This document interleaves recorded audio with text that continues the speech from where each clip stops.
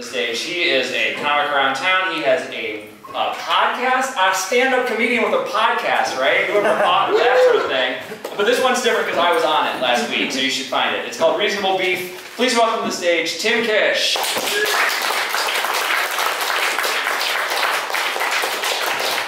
Yes, it's true. I am a white guy with a podcast. Can you believe such a thing? I like that snake at the end dressed up. Doesn't that look like Sean Connery and Zardoz?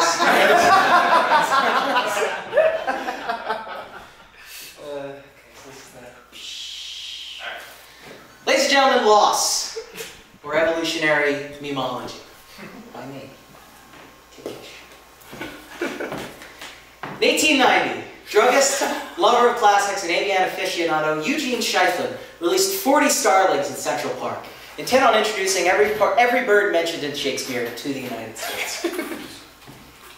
July 2nd, 2008, OK webcomic artist Tim Buckley publishes Loss, a rather serious entry in what was previously a comic about slacker gamer dudes and their robot Xbox friend, commonly derided as a lame as shit move. Now, 2018, the common starling measures 20 or 200 million starlings in the United States, and Loss is the greatest meme on the internet. Okay. So just a little bit more about starlings. Starlings survive and thrive because they slotted into an ecological niche. They flock together in huge groups of sometimes up to 1 million starlings, allowing them to bully and push out competing birds. And yes, I did choose that picture because it looks kind of like a dick and balls. Sorry.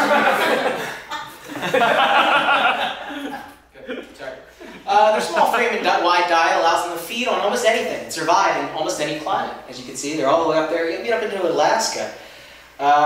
Likewise, Loss has survived because of its similar adaptability and sheer proliferation. Oh, wrong part. What happened? Nope. There it is. Found it. But what is loss? Well, it's very simple, ladies and gentlemen. The act of loss itself is quite simple and it occurs in 4 phases. Allow me to walk you through this. The approach, stage 1. Figure 1 alone is the focus, as you can see here on the right. Stage 2, there is one figure and another figure. The larger figure is to the left. Phase 3, 2 figures of equal stature stand next to each other. Phase 4, one figure to the left, another figure horizontal, vertical, horizontal. That's what that one is. Cross. Now you may be asking yourself, what the fuck are you talking about? And that's exactly correct. That's exactly correct. You see, because of the complexity of a starling flock, they managed to avoid an intimidating predator. They managed to avoid intimidated predators. So too with Loss. By being an incomprehensible in-joke, it has managed to avoid adaptation by the culture at large, aka you people. Normies, you haven't ruined it.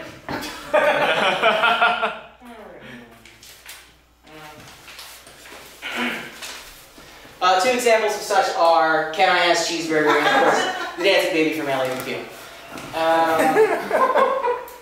That's the whole thing. Putting that format into anything and everything.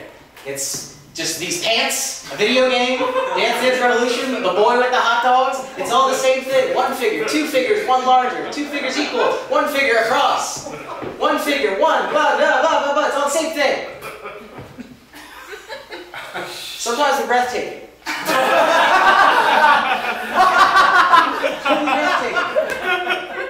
I mean, break it through. Boom, boom, boom, boom, boom, boom, boom. Checks out. Other times they're meta. This is Legolas doing Loss. This is Lost comic made out of other Lost comics. It's from a 3-dimensional perspective. And this is a poem, which checks out. Man built a pillar, summer another, throughout the autumn they held, but in winter one fell. Makes sense. Sometimes you find it in unexpected places.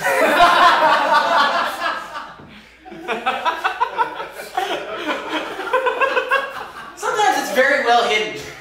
This is a pretty regular comic by a Tumblr artist. Don't really get the point of the comic. It's not really saying making any really particular point. But if you take a look. The hands, ladies and gentlemen. 1, 1, 2, 1, 2, 1, 2. It works. It's hidden. this whole thing has become. Hiding it in everything. But then you reach the level of paranoia, also known as elbow grease, where you look at any 4 things grouped together. You start to think, am I looking at loss? None of these things are loss. Not one of them. So you're asking why? Okay, so let's bring it in. The question is why.